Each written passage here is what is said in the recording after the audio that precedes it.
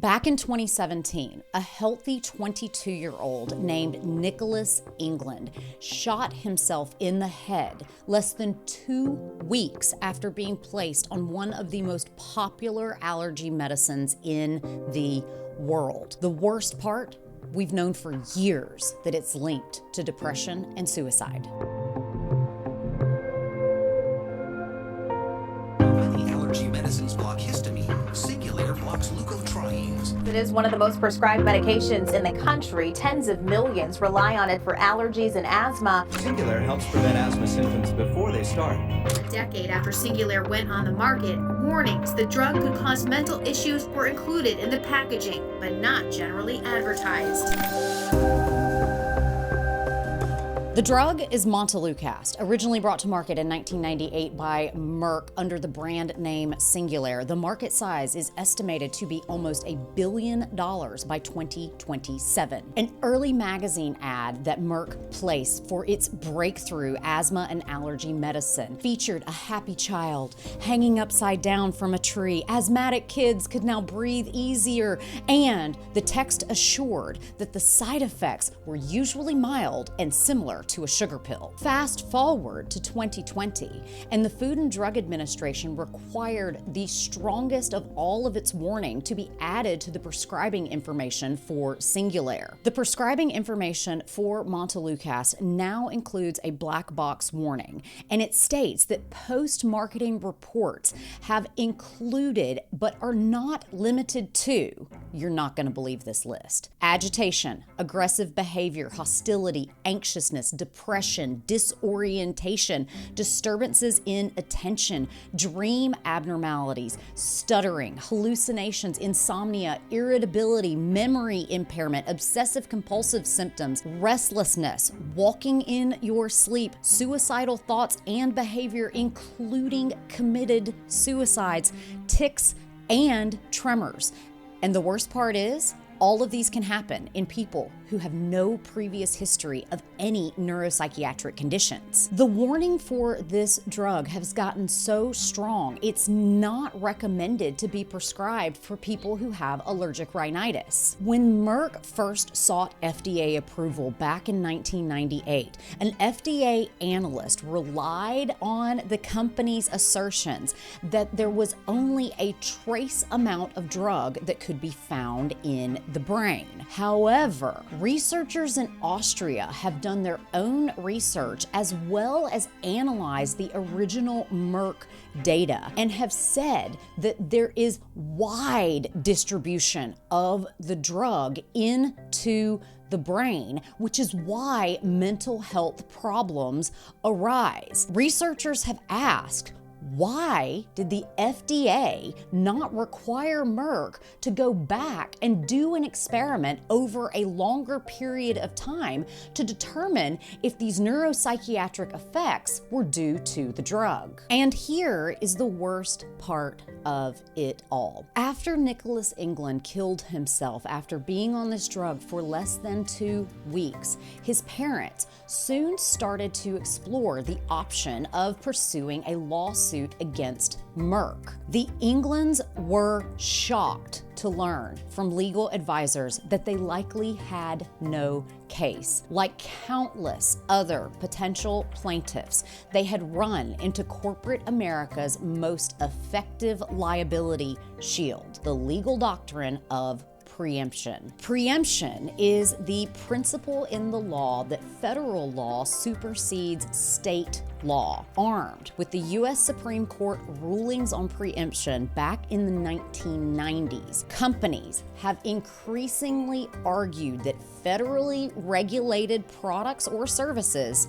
like drugs, should be immune from lawsuits that allege state-level violations. Jennifer England, the mother of Nicholas, said, "The emotion of losing a child is so difficult on its own. I'm a small person in Southwest Virginia, and there is a loophole to protect companies much bigger than we could ever fight." The preemption defense offers companies a way to have a swift procedural win while preventing them and not requiring them to address the actual plaintiff's allegation. The preemption defense has had a particularly profound impact on the pharmaceutical industry. The Supreme Court's ban on certain lawsuits against generic drug manufacturers has an extraordinary reach because generics account for 91%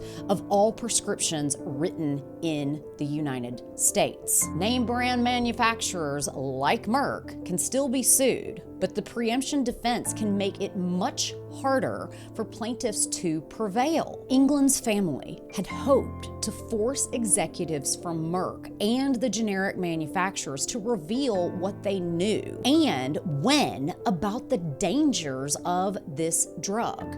In the decade before England's death, the FDA received more than 4,800 reports of patients, including children, experiencing depression, suicidal thoughts, or other psychiatric problems after taking Singulair or the Montelukast generic version. Take, for example, a 15-year-old male who completed suicide. Approximately 2 weeks prior to his death, the patient started Montelukast to treat allergic rhinitis. His parents noted anxiousness, agitation, insomnia, mood swings, and muscle aches. Subsequently, around the time of his death, the patient became angry, irritable, had difficulty sleeping, had feelings of hopelessness, and a poor energy level. His symptoms worsened over the course of 17 days that he was on treatment. He had outbursts of anger,